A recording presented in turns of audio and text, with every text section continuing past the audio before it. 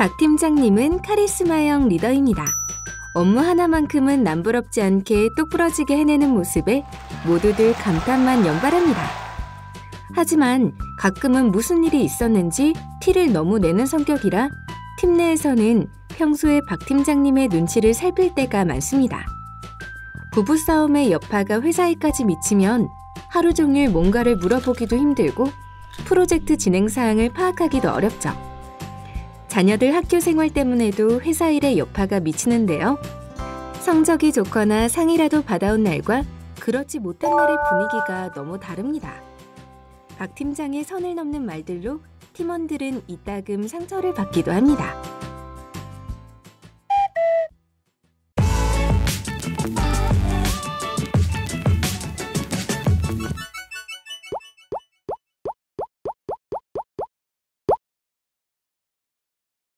직장 상사라고 해서 함부로 말을 해서도 안 되며 개인적인 일을 회사에까지 끌어들여 분위기를 망치는 것은 너무 프로답지 않은 행동입니다.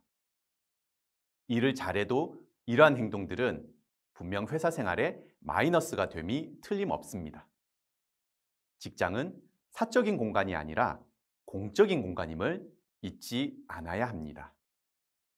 예의 없는 후배에게 조언을 건네는 것은 좋지만 자신이 예의 없는 상사가 되어서는 안 되겠죠? 하지만 가끔씩 이러한 행동을 카리스마라고 오해하는 상사들이 있습니다. 이렇게 강력하게 행동해야 팀원들이 잘 따라오기 때문에 이를 리더십 중에 하나라 생각하는 것입니다.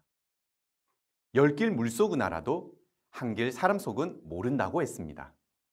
그만큼 인간관계는 내 뜻대로 풀기 힘들죠. 생텍쥐베리의 어린 왕자에는 이런 구절도 나옵니다. 세상에서 가장 어려운 일이 뭔지 아니? 글쎄요. 돈 버는 일? 밥 먹는 일? 세상에서 가장 어려운 일은 사람이 사람의 마음을 얻는 일이란다. 직장인들은 한결같이 입을 모아 말합니다. 일보다는 사람에게 받는 스트레스가 훨씬 크며 특히 상사에게 받는 스트레스나 상처는 더욱 크다고 합니다.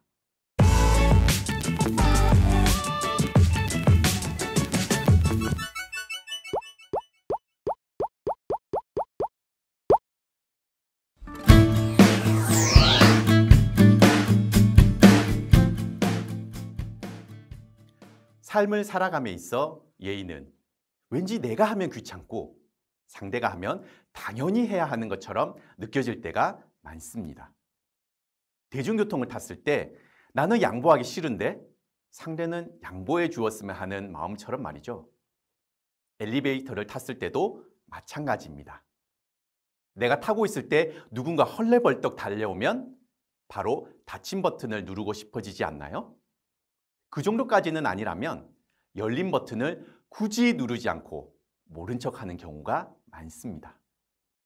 하지만 내가 닫히려는 엘리베이터를 탈 때에는 그 안에 있는 누군가가 열린 버튼을 눌러주었으면 하는 바람이 속으로 간절할 것입니다. 나는 무례하지만 상대는 배려를 해주기를 바라는 마음은 누구에게나 있을 것입니다. 하지만 예의 또한 나만 바랄 수는 없습니다. 반드시 제가 먼저 인사해야 하는 건가요? 라고 불만을 터뜨리는 밀레니엄 세대의 생각이 틀렸다고만 할 수는 없습니다. 어쩌면 유교 문화가 뿌리 깊게 자리 잡은 현실임을 굳이 생각해 보지 않더라도 아랫사람이 윗사람에게 먼저 인사하는 것을 우리는 당연하게 받아들이고 있는지 모릅니다. 어느 정도 경력직의 경우는 조직의 습성 때문에 아랫사람이 먼저 인사하고 행동해야 함을 당연하게 받아들여 왔는지도 모르고요. 하지만 관습은 고쳐야 하는 명제이죠.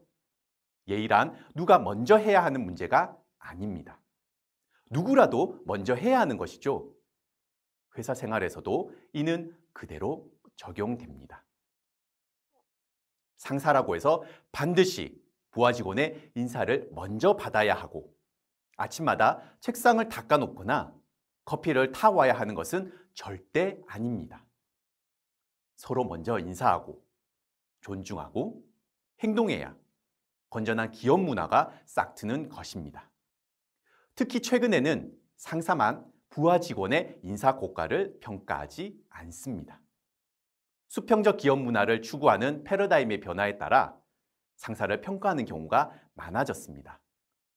좋은 리더로 인정받고자 한다면 강제적이든 그렇지 않든 현실을 정확하게 바라보고 행동해야 할 것입니다.